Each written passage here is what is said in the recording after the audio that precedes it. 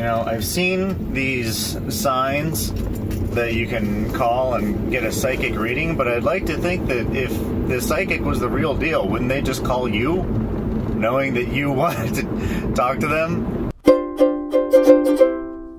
Hello everybody, welcome back to another exciting episode of Mug and Play. I am Nick, and today we're driving to work, and I'm driving. You're watching me drive. I was thinking about things I could do while recording in my car, so I can maximize my recording capabilities. You know, just because I can't be in front of the computer and drive to work at the same time. Technology has not permitted it yet, so instead I have to think of topics to talk about while I'm driving. So today's topic is called Explain That Gram. Now, if you're a fan of the show Hot Ones, it's the show with hot questions and even hotter wings, then you'll understand how this works. Basically, when they have a guest on the show, they take a look at their Instagram and find interesting photos and have the guest go into more detail about them. Be like, hey, there's got to be more of a story about this picture. Why don't you tell us about it? And they're like, oh, that was that one time we chased each other around with hammers, and it was a fun time. So I decided to pick out about 4 or 5 of my pictures from my Instagram, because I've had my Instagram for like 6 years. So this first photo is called Fun Times Were Had. It was basically what the remains of a destroyed printer. Basically, I was in charge of the bachelor party of a good friend of mine, and I decided that rather than just do the typical thing of, oh, let's just go bar hopping, because I knew he wouldn't like that, I'm like, you know what, you work your ass off, you work like 7 days a week with your business, and so I'm just gonna give you a day to relax. So it was just chill, drinking, having fun at home, watching, you know, YouTube and funny stuff, and just laughing and having a good time and having good food. And then at one point we're like, all right, now it's time for the stress reliever, and we take him out to the end of our cul-de-sac, and we revealed an old printer and hand him a baseball bat, and we basically recreated the scene from Office Space where someone destroys a fax machine, and it was fantastic. We played the song and everything. We also printed out, using a different printer, pictures of things that our friend hates. Like, we wanted to really incentivize the smashing of this printer, so we basically made it just covered in pictures of things he didn't like, people that he didn't care for. Like, he doesn't like Steve Harvey, so there's a picture of Steve Harvey on it. And he smashed the living shit out of it, and that was the remains. So, it was a good time. I'm going to be jumping around. These aren't in chronological order by any means, so you'll have to stumble across these on my Instagram.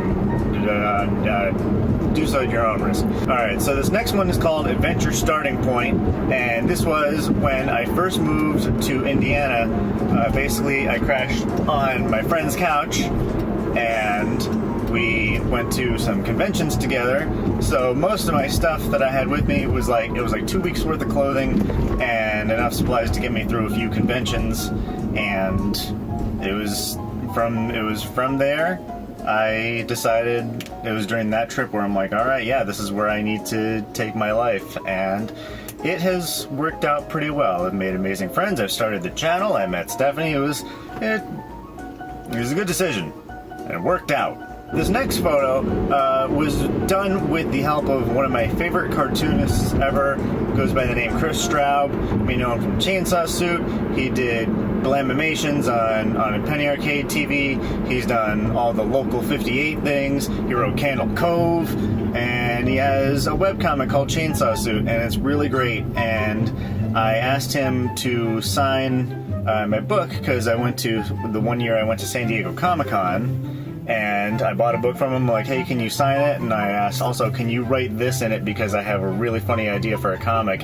And I pitched it to him, and he enjoyed it, and then I made that comic later that same evening in my hotel room. And it's this comic right here. I'll post a picture of it on screen so you can read the whole thing, and I'll even keep blathering over it right now so you have enough time to read it. Or if you don't feel like doing that, then then just pause the video. This next picture is honestly one of my favorite pictures of all time. It's one of my favorite pictures I've ever taken. It was a very wonderful day, and that is this picture of my friends and I in Seattle. We were at a restaurant called Blue Sea Sushi. It's basically one of those conveyor belt sushi places, and it was just a great time. We all had a wonderful time. We were at various conventions the weekend before, and then we all met up in Seattle for a few days off, and it was like a nice little family vacation, and we walked around the city. We were staying at an Airbnb